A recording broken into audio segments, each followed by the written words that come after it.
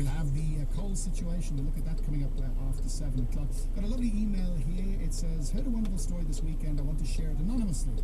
A friend has a daughter with Down's syndrome. She's grown up now.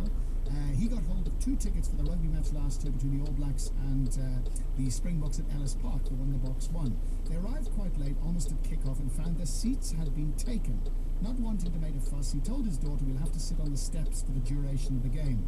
The next moment, a guy ticked him on the shoulder and offered his seat to his daughter and insisted that she accepted. It happened to be James Small. What a guy, says so much of him, don't you think? Isn't that a lovely story? And I wrote in the Saturday Star about the Ronaldo situation. So many people came in to help get the Skype to this youngster who isn't so well. But James Small, I mean, he's had his brushes with authority.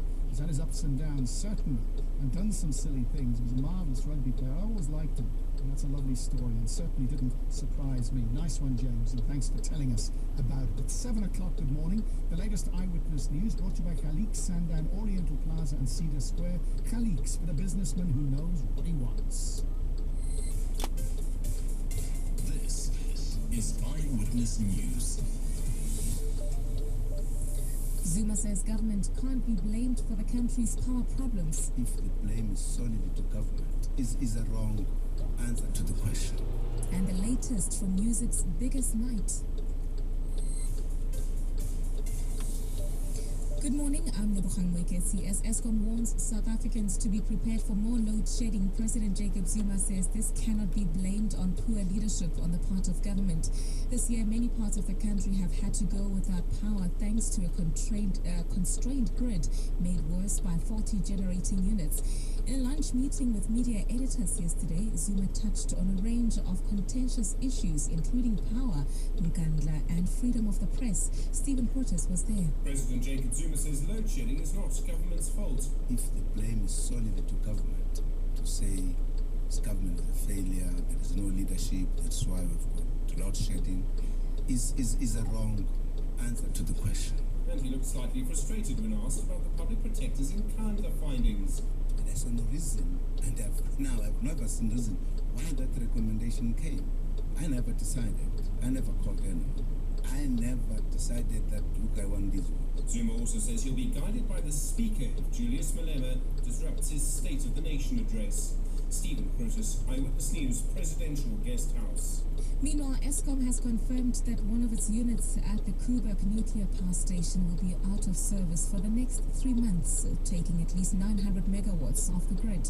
Tando Gubeka reports. Eskom's Kulu says the unit at Koeberg nuclear power station will be taken offline from today. We are going to take down that unit for regular maintenance.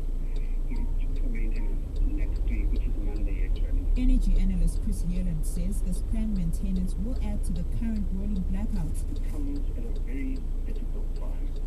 While South Africa is in the middle of load shedding, so it's really adding to our woes. Meanwhile, Eskom says the power grid is expected to be severely constrained again today due to the planned maintenance at Koeberg and many of its generators still offline. The utility says it may be forced to implement load shedding again this week. Tando Gubeka, Eyewitness News. Moving to the Eastern Cape, where police say no one has come forward to claim the bodies of 4 newborn babies who were found inside a freezer at a house in Tata.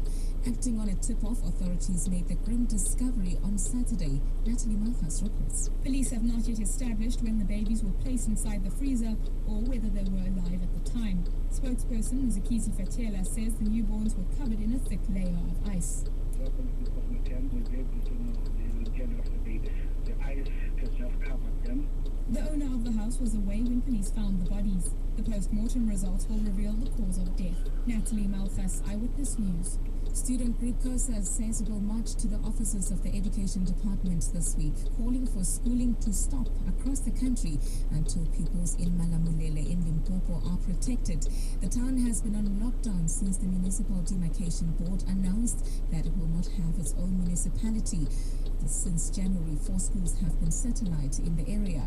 Residents claim services are being channeled to Chivenda communities to the detriment of their own.